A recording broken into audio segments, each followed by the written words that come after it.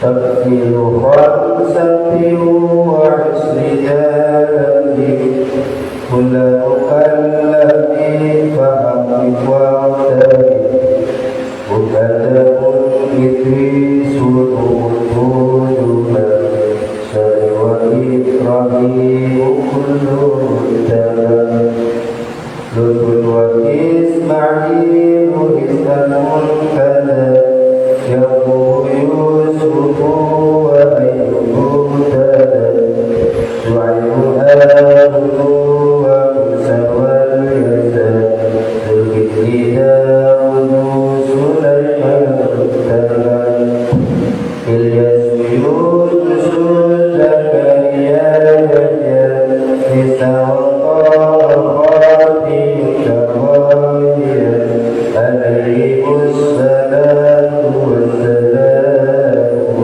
وعليهم ملامة الأيام والملك الذي لا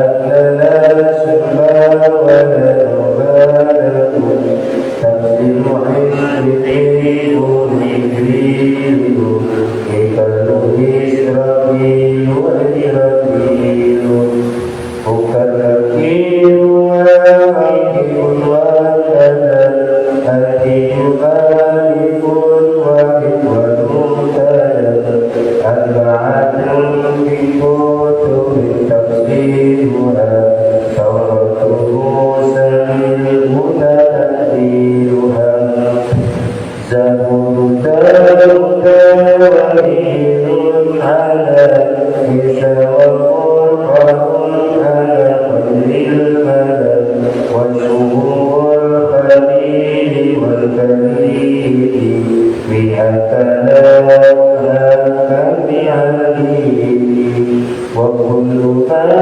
أتى به الرسول فحقه التسليم والقبول بما ينادي بيوم آخر الوجه وكل ما تناديه من الأجل خاتمة بذكر الواجب بما على مكلف الواجب خاتمة بذكر الواجب بما على مكلف الواجب. Bismillahirrahmanirrahim.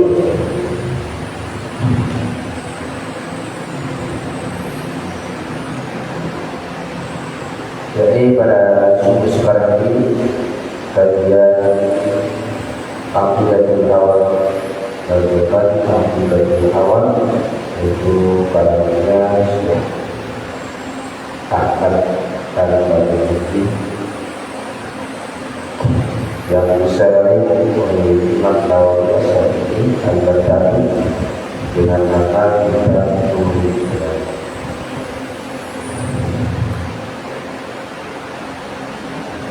Kita sebelumnya kita baca surat Al-Fatihah dengan harapan yang mudah-mudahan kajian pada subuh sekarang ini dijadikan kajian yang penuh dengan barakah Allah, keberkahan Allah Subhanahu wa Ta'ala, dan mudah-mudahan dijadikan ilmu yang manfaat dan barakah, dan mudah-mudahan kita diberikan kesan-kesannya dan pimpinnya selalu tadi ada di majlis ilmu Allah Subhanahu wa Ta'ala. Sallallahu alaihi Muhammad Rasulullah wa ala alihi wa sahbihi wa barik Muhammad sallallahu alaihi wasallam wa ala alihi wa sahbihi wa sallam.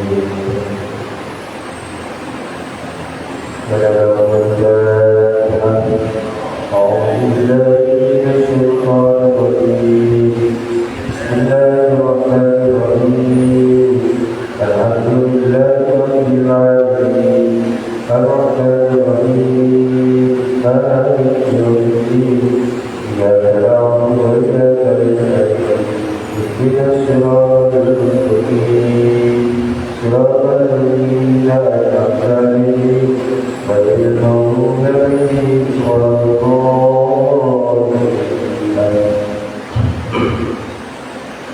Bismillahirrahmanirrahim.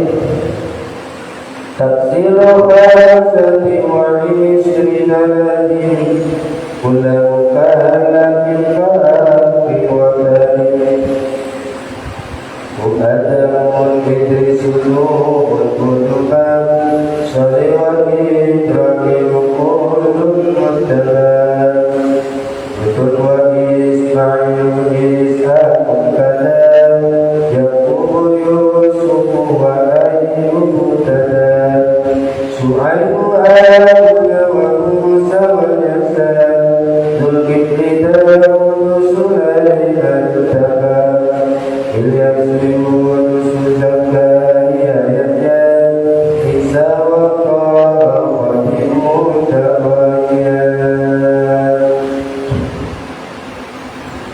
Tafsir khamsati wa ishrina ladhi.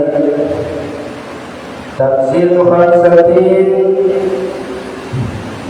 mengetahui secara tafsir khamsati 5 wa ishrina dan 20 lazim yaitu wajib ala mukallafin setiap tiap orang mukallaf faham maka katakanlah wawani dan baliklah ayat walaupun mukallafin diwajibkan pula bagi setiap orang mukallaf.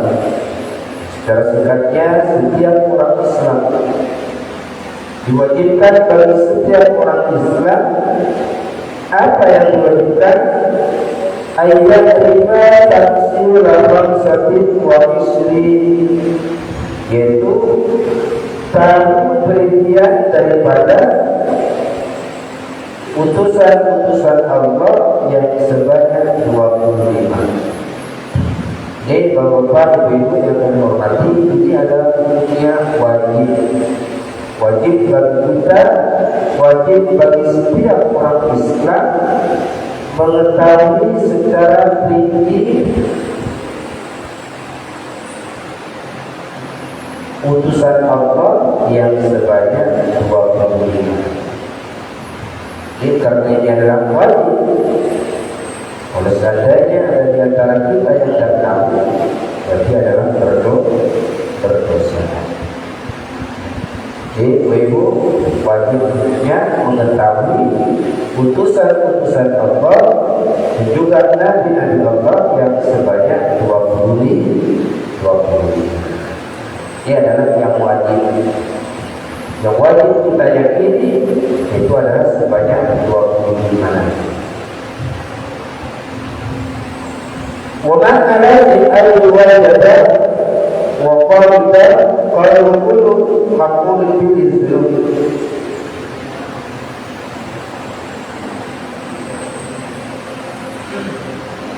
Yakni bagi ayat bagi ayat dari Rasul alladzina hum khamsatun wa ishruna. Bila diwajibkan dari kita mengetahui Rasul-Rasul Allah Subhanahu wa Ta'ala yang sebanyak 25. Ayatnya annama dzakara tadi mukhalif lima dzakara Suhaili fi kitab Musafa bil Muqtada. Wasa'ila bika 'alaika qariban insyaallah. Dari sini Imam Suhaili mengatakan yajibu 'alal mu'min, diwajibkan bagi setiap orang yang beriman, diwajibkan bagi setiap orang Islam ayya'lama wa yu'allima. Jadi bukan cuma mengetahui saja, kata Imam Suhaili, tetapi wa yu'allima subyana wa nisa'ahu wa bida'ahu asma al-usul al-madhkur. Ini kata Imam Suhaimi, bukan cuma diwajibkan mengetahui nama-nama Nabi yang sebanyak 25, tetapi kata Imam Suhaimi diwajibkan pula mengajarkan nama-nama Nabi kepada putra-putrinya. Ibu, ini adalah wajib bagi kita untuk memberitahu kepada putra-putri kita nama-nama Nabi dan juga nama-nama Rasul. Warisan dan juga harus mengajarkan atau memberikan tahu kepada kepada istri-istri. Dari kata kita punya istri, setelah ditanyakan, di berapa banyaknya Rasul? 25. Tahu nama-namanya? Tidak tahu. Maka ini adalah yang wajib mengajarkan. Ini adalah suami. Wajiban dan pula harus mengajarkan kepada pelayan-pelayannya. Misalnya ini pelayan khusus yang ditetapkan di rumahnya. Ini andai kata kita ini punya pelayan, tetapi ini pelayannya yang khusus bekerja di dalam rumah. Ini adalah wajib hukumnya mengajarkan kepada mereka. Kecuali kepada karyawan. Kalau kepada karyawan tidak wajib kita mengajarkan ilmu agama. Siapa karyawan itu? Kalau karyawan ya orang-orang yang bekerja kepada kita, kepada seseorang, tetapi tidak terkait dengan pekerjaan-pekerjaan yang ada di rumah.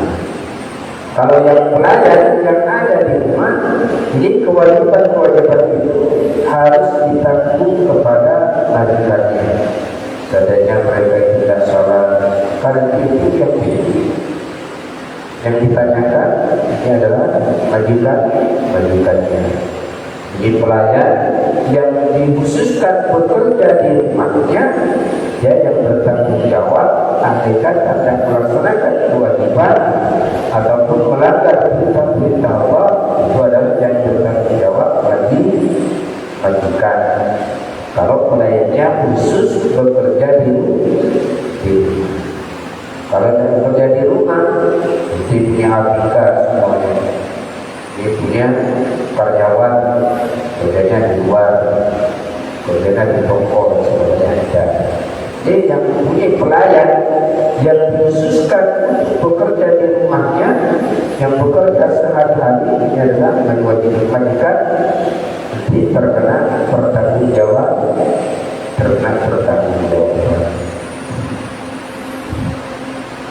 Asma al-Rasul ialah mengajarkan kepada mereka nama-nama Rasul yang sebanyak 25.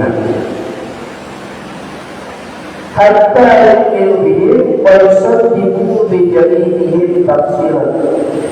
Sehingga mereka itu anak-anak kita, istri kita, keluarga kita, ataupun pelayan-pelayan kita yang bekerja khusus di rumah kita, sehingga mereka itu mengimani dan mempercayai kepada nabi-nabi yang sebanyak 20.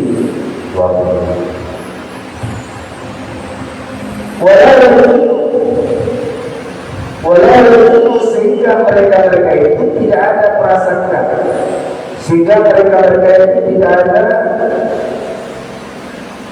kiraan al-yumul alaihi al-iman bi sayyidina Muhammad sallallahu alaihi wasallam. Sehingga mereka itu anak-anak kita, keluarga kita, sehingga tidak ada prasangka, tidak ada dugaan bahwasanya yang wajib kita imani cuma Nabi Muhammad. Jadi kalau seandainya kita punya anak semuanya mengatakan iman kepada Nabi Isa tidak wajib syukur, iman kepada Nabi Ibrahim tidak wajib.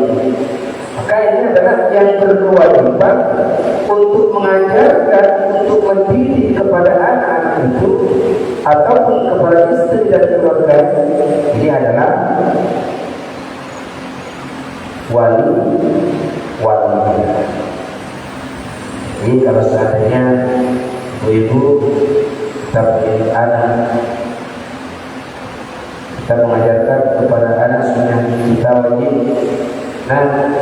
kita wajib yakin bahwasanya Nabi Isa Nabi kita, bahwasanya Nabi Isa adalah Nabi utusan Allah yang sebanyak 25. Kok dia menjawab tidak, Pak, Nabi Isa itu adalah Nabi orang Kristen semuanya. Dan kita diwajibkan untuk mendidik dan mengajarkan kepada anak yang semacam itu, sehingga anak itu menjadi orang yang beriman dan mempercayai.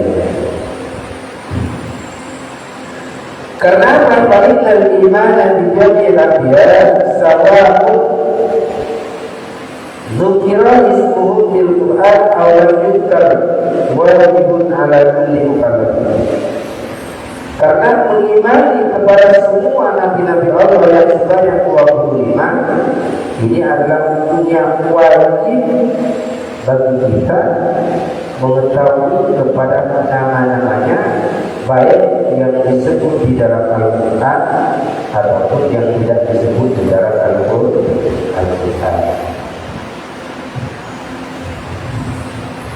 Juga Bapak Ibu yang kami hormati, mengetahui kepada nabi-nabi Allah yang sebanyak 25 ini adalah tidak diwajibkan tahu dengan secara taktik, tidak diwajibkan mengetahui dengan urutannya.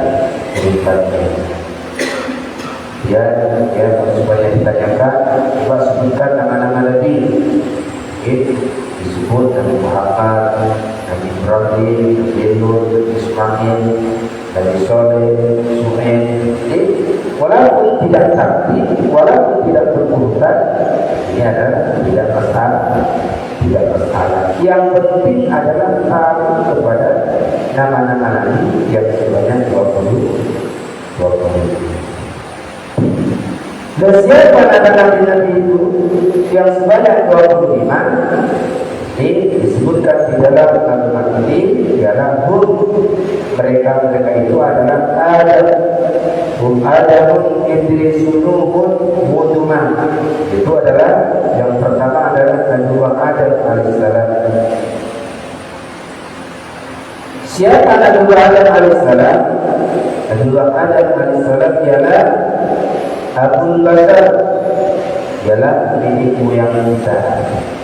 Itu manusia yang diciptakan oleh Allah Subhanahu wa Ta'ala, yang diciptakan dari tanah liat, diciptakan dari tanah liat, dan diciptakan, ada orang ulama yang mengatakan diciptakan di dalam surga.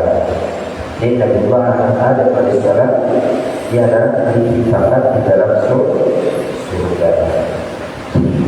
Dan juga ulama yang mengatakan Nabi Adam alaihissalam bukan diciptakan di surga, tetapi diciptakan di luar surga, tetapi kemudian disuruh masuk ke dalam surga.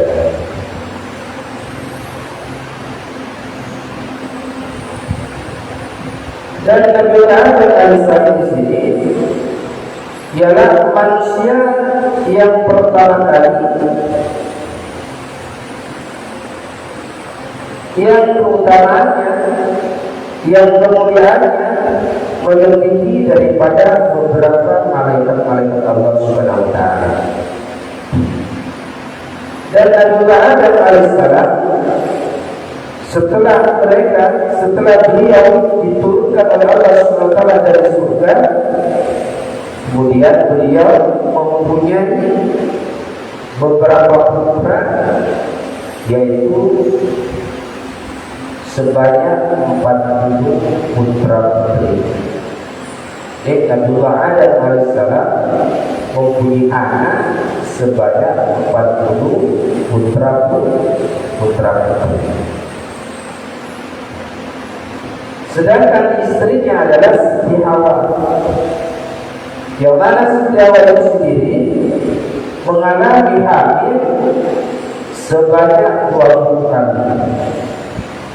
Jadi Siti Hawa ini hamil dengan Nabiullah Adam alaihissalam yaitu sebanyak 20 kali, tetapi putranya sebanyak 40 orang. Kok bisa? Ya, karena setiap beliau hamil ini adalah melahirkan anak kembar. Jadi Siti Hawa alaihissalam ini setiap dia hamil yaitu melahirkan 2 anak kembar, yaitu laki-laki dan perempuan. Sehingga 20 kali 2 itu sebanyak 40 orang putra.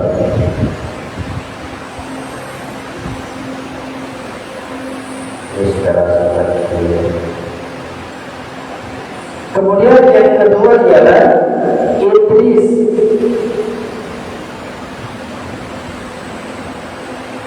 Nabi yang nomor 2 ialah Idris. Siapa Nabi Idris itu?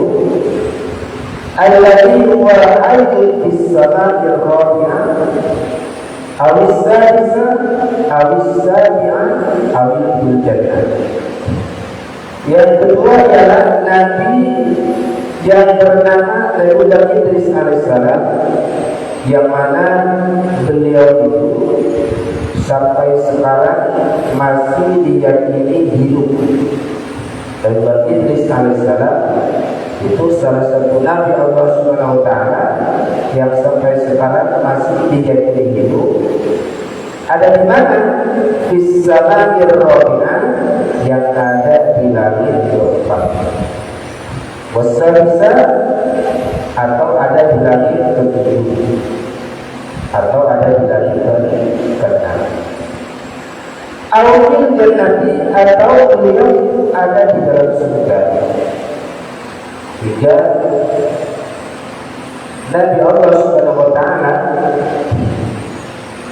yang diangkat ke langit oleh Allah Subhanahu wa Ta'ala dan tidak berjumpa dengan manusia-manusia karena beliau itu ada di langit ataupun ada di dalam surga Allah Subhanahu wa Ta'ala. Lain dengan Nabiullah Idris. Kalau Nabiullah Idris alaihissalam ini sampai sekarang masih ada di dunia, sehingga karena ada di dunia, kadang-kadang orang itu berjumpa dengan beliau. Kalau Nabi Idris alaihissalam, Nabi Isa, dia kan masih hidup. Ini tak bisa bertemu dengan manusia. Kenapa? Karena ada di langit keempat, keenam, atau ketujuh, atau beliau itu ada di dalam surga, sehingga tidak bisa bertemu dengan orang ataupun seseorang tidak bisa bertemu dengan diri. Dan kok bisa ada di dalam surga? Ini di dalam ceritanya pada Ali Kalimam, yang mana Nabiullah Idris alaihissalam ini setelah oleh Allah Subhanahu wa Ta'ala merasakan kematian, wa uhya, kemudian oleh Allah Subhanahu wa Ta'ala dihidupkan kembali. Jadi Nabiullah Idris alaihissalam itu Nabi Allah Subhanahu wa Ta'ala yang pernah mengalami mati, kemudian dihidupkan lagi oleh Allah Subhanahu wa Ta'ala. Kalau Nabi Isa alaihissalam ini tidak pernah mati, tetapi oleh Allah Subhanahu wa taala diangkat ke langit. Ini perbedaannya. Kalau Nabi Idris alaihissalam pernah mengalami mati, tetapi oleh Allah Subhanahu wa taala dihidupkan. Kalau Nabi Isa alaihissalam tidak pernah mengalami mati, sampai sekarang masih hidup, tetapi oleh Allah Subhanahu wa taala diangkat ke langit.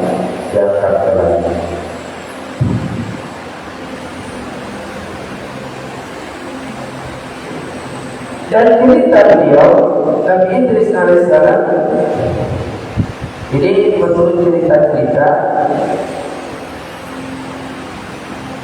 beliau setelah mengalami kematian, kemudian oleh Allah Subhanahu wa taala dimasukkan ke dalam surga. Setelah dihidupkan kembali oleh Allah Subhanahu wa taala, disuruh keluar, beliau tidak mau keluar. Karena apa? Karena sudah merasakan kenikmatan yang ada di dalam surga, ataupun kenikmatan yang ada di dalam.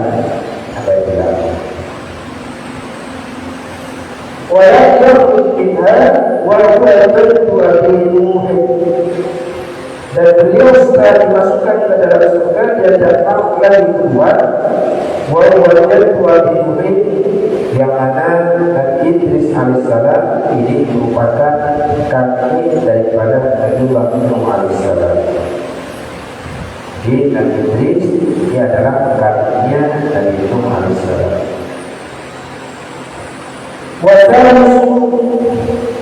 Kemudian yang ketiga, Nabi yang ketiga Nabi Nuh alaihissalam alladzi ajjabahu ila Allah ditubat. Ialah Nabi Nuh alaihissalam, yang mana Nabi Nuh alaihissalam ini adalah merupakan Nabi yang telah diselamatkan oleh Allah Subhanahu wa taala dari tenggelam ketika ada banjir tobat yang melanda kepada kaumnya. Itu Nabi Nuh alaihissalam, itu Nabi pertama kali manusia yang membuat perahu, membuat bahtera. Jika Allah Subhanahu wa taala mereka kaum-kaumnya Nabi Nuh alaihissalam tidak mau beriman kepada Nabi Nuh alaihissalam, bahkan Nabi Nuh dianggap gila, bahkan Nabi Nuh alaihissalam dicaci maki dan sebagainya. Kemudian Nabi Nuh alaihissalam berdoa kepada Allah Subhanahu wa taala, itu apa? Untuk berpisah daripada umatnya, untuk berpisah daripada kaumnya yang durhaka. Dan oleh Allah Subhanahu wa taala diperintah untuk membuat perahu di atas gunung. Sehingga setelah beliau membuat perahu di atas gunung oleh umatnya, tanpa dianggap gila, tanpa dicaci maki. Jadi Nuh alaihissalam membuat perahu di atas gunung. Ini bagaimana untuk menarik ke lautan, dan bagaimana untuk berlayar di lautan katanya. Sedangkan biasanya kalau perahu itu sendiri itu harus dikerjakan di pinggir laut. Jika Allah Subhanahu wa taala, sudah kalau kamu ingin berpisah dengan kaumnya yang durhaka, buatlah perahu. Dan setelah membuat perahu, itu kaum-kaumnya Nabi Nuh alaihissalam, mereka yang durhaka, bahkan istrinya sendiri dan juga anaknya, mereka karena durhaka dan kaum beriman kepada Nabi Nuh alaihissalam, mereka itu ditenggelam, ditenggelamkan, sehingga pada waktu itu tidak ada manusia kecuali beriman semua kepada Allah Subhanahu wa taala. Jadi dulu zaman Nabi Nuh alaihissalam setelah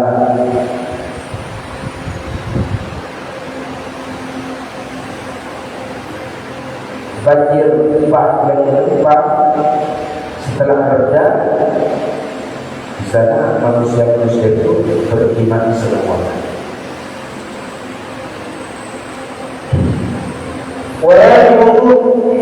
Sedangkan yang keempat ialah Hudul alladzi anjamnahu minal ghayyi sholih.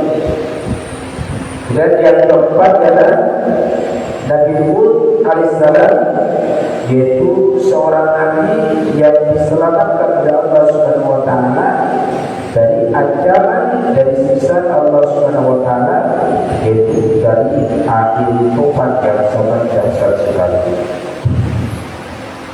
Saudara pihak akan ada yang mana Nabi Hud alaihissalam ini mempunyai umat yang bernama kaum Ad.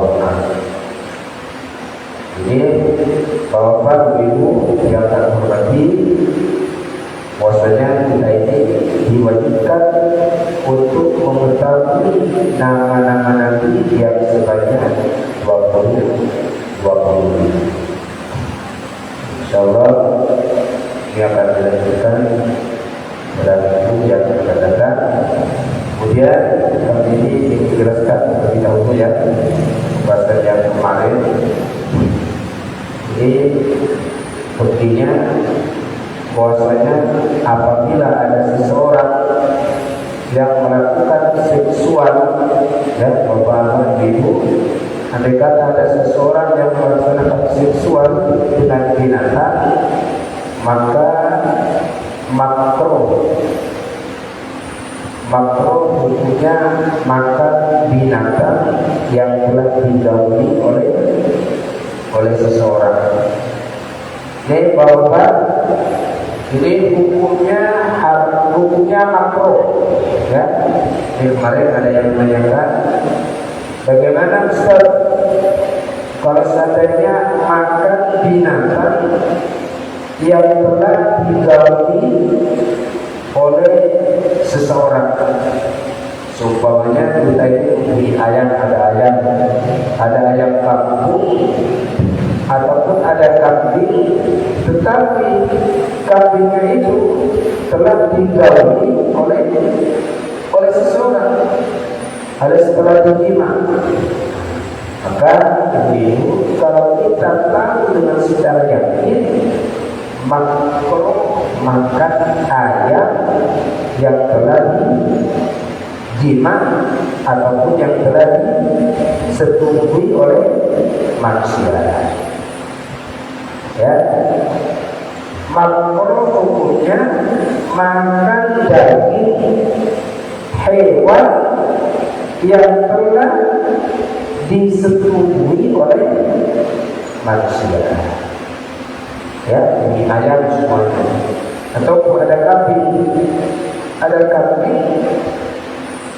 yang mana kambing itu telah disetujui oleh manusia, jadi hukumnya makruh makan daging itu. Ya, kenapa?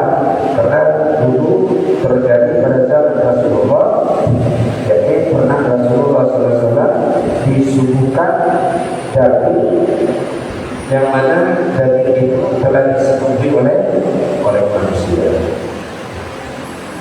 Dan nanti bahwa dulu terhormati, andai kata kita menemukan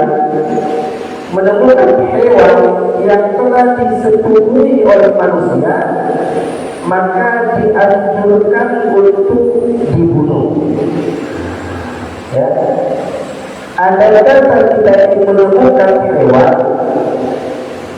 ataupun binatang yang telah disetujui oleh manusia, maka dianjurkan untuk dibunuh ataupun disembelih. Ini semuanya kita ini menemukan kambing, tapi dengan jadi ya, menemukan kambing ini telah disetujui oleh manusia. Maka ini kita dianjurkan untuk membunuh kambing ini atau disembelih. Ya. Apa tujuannya? Tujuannya ialah takut nanti kalau lahir, takut nanti kalau kambing yang telah disetujui oleh manusia ini takut lahir nanti kepalanya berbentuk manusia. Alhamdulillah, ini cuma takut saja ya. Takut saja. Jadi Bapak Ibu, kalau kita ini semuanya punya kambing, ya, tahu-tahu kambingnya disetujui oleh orang gila atau orang apa sekali.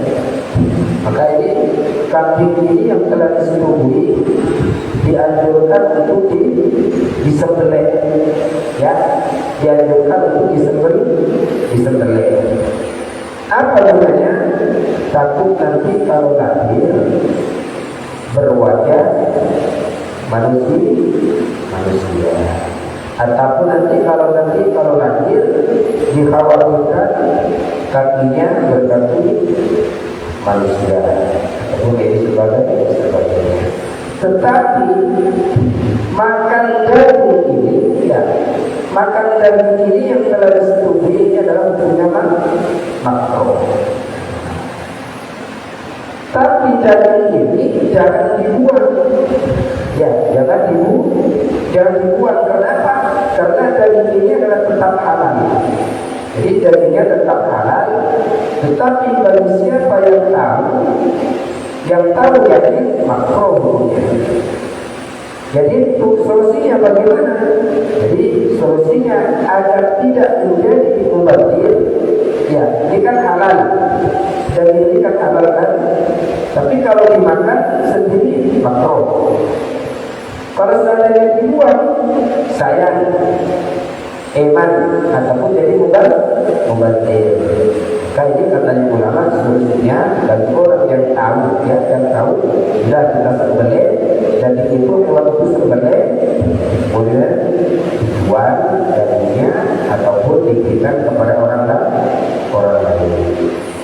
Ini adalah untuk menghindari hal-hal yang tidak kita inginkan.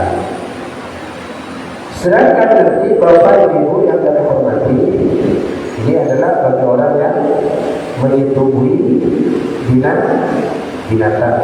Jadi dagingnya tetap halal, tetapi makruh dan tidak boleh dibuang. Karena apa? Karena akan menjadikan mubazir. Jadi jalan terbaiknya kalau kita menemukan hewan yang semacam itu, hewannya, andai kata menemukan hewan yang telah disetujui oleh orang, maka hewan itu dianjurkan untuk disembelih dan dikasihkan pada orang lain. Ya kalau semuanya sayang, jadi kambing ini harganya 1 juta. Kalau dikasih sama orang lain sayang, ya makan sendiri tak apa. Dimakan sendiri tak apa. Cuma makruh saja. Kenapa? Karena ini pernah terjadi pada zaman Rasulullah. Dulu ada kambing yang telah disetujui oleh seseorang, buat disuguhkan kepada Rasulullah. Rasulullah tidak mau makan. Yang makan siapa? Sahabat-sahabat. Dia akan menunjukkan tidak senangnya Rasulullah. Ini menunjukkan hukum makruh, dan makannya sahabat-sahabat ini menunjukkan dagingnya tetap halal. Ini Bapak Ibu dan Bapak-Ibu sudah siap ya. Mungkin ada sedikit yang nanya. Yang nanya, Assalamualaikum warahmatullahi wabarakatuh. Ini tadi adalah mengenai masalah yang Nabi 25 itu.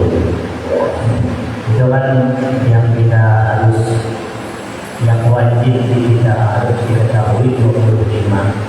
Apakah supaya lebih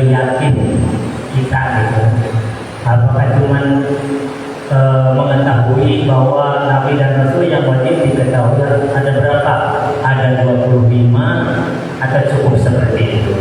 Yang kedua, bahwa apakah Nabi dan Rasul yang 25 harus hafal semua? Tidak harus hafal semua. Jadi sebab kebanyakan orang, bukan orang lain ya, model keluarga kita juga banyak yang nggak hafal juga, gitu kan? Yang 25 itu supaya lebih yakin aja. Apakah harus benar-benar hafal? Kalau nggak hafal kan dosa, gitu kan? Terus apakah cuman ngapalin 25 sama nama-namanya satu persatu, model Nabi Idris, Nuh, Hud, Saleh, gitu kan? Nabi Ibrahim, Isa, gitu kan? Apakah itunya enggak disebutkan juga pada kita mengetahui umurnya berapa, enggak seperti itu, maka kita cuma mengetahui nama-namanya aja, itu aja. Terus yang kedua, ada yang ini di luar tema, bahwa ada perdebatan. Saya dengar masalah sholat, kan kita yang wajib itu baca Al-Fatihah itu wajib, gitu kan? Kalau nggak benar Fatihahnya berarti nggak sah. Tapi ada yang cerita lagi bahwa susuratan itu juga kalau nggak betul bacaannya berarti itu udah merusak sholat. Berarti kalau udah merusak sholat berarti batal juga sholatnya. Karena ada yang pendapat seperti itu. Itu mana yang lebih jelas kan? Terus sekalian yang ketiga, bahwa di saya udah pernah juga ada yang melahirkan kambing, apa ininya, kepalanya seperti manusia, memang dadanya ininya gitu. Saya waktu kecil melihat gitu kan. Apakah itu memang di sama orang atau wajar?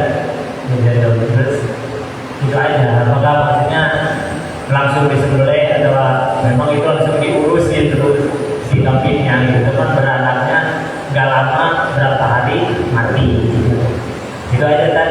Wassalamualaikum warahmatullahi wabarakatuh. Waalaikumsalam warahmatullahi wabarakatuh. Terima kasih pertanyaannya. Yang pertama adalah, apakah kita ini mengetahui kepada nama-nama Nabi itu diwajibkan mengetahui nama-namanya, dan juga secara perinciannya, ya, bahwa berikutnya kami hormati.